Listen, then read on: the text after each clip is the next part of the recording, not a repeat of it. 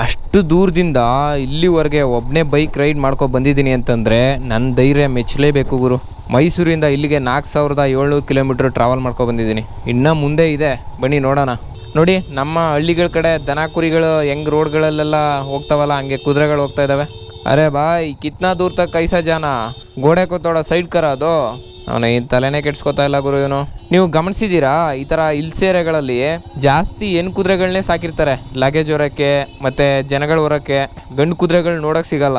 ಗಂಡು ಕುದುರೆನ ಈ ಥರ ಕೆಲ್ಸಗಳಕ್ಕೆ ಯಾಕೆ ಇಕ್ಕೊಳ್ಳಲ್ಲ ಅಂತಂದರೆ, ಅವುಗಳಿಗೆ ಬ್ರೀಡಿಂಗ್ ಟೈಮ್ ಬಂದಾಗ ಆ 2 ಕಾಲನ್ನು ಎತ್ಕೊಂಡು ಹೆಣ್ಣು ಕುದುರೆ ಮೇಲೆ ಹತ್ತೋಕೆ ಓಡೋಗ್ಬಿಡ್ತವೆ. ಹೆಣ್ಣು ಕುದುರೆಗಳು ಏನು ಮಾಡ್ತಾವಪ್ಪ ಅಂತಂದರೆ, ಭಯಪಟ್ಟು ಲಗೇಜ್ ಇರಲಿ ಜನಗಳಿರಲಿ ಅವ್ರನ್ನ ಬೀಳಿಸ್ಕೊಂಡು ಓಡೋಗ್ಬಿಡ್ತವೆ.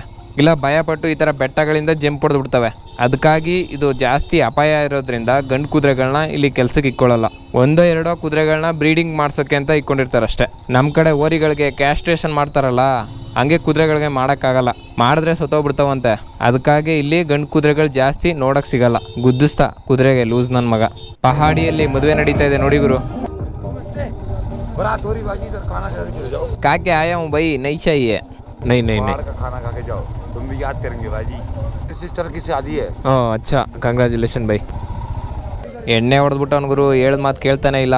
ಯಾಕೋ ಸ್ವೀಟ್ ತಿನ್ನಬೇಕು ಅನ್ನಿಸ್ತಾ ಇದೆ, ತಿನ್ಕೊಂಡು ಹೋಗೋಣ. खाना कुछ भी नहीं चाहिए, थोड़ा स्वीट है तो लेके आओ. स्वीट मतलब मीठा मीठा. तो मैं तुम्हारा दोस्त है ना वो? हाँ मैं बात करता हूँ, लेके आओ तुम. आई भाई वो शादी चल रही है क्या?